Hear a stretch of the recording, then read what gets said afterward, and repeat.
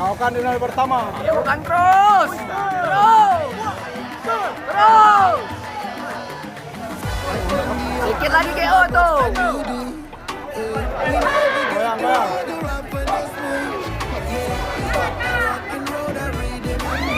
Lagi terus.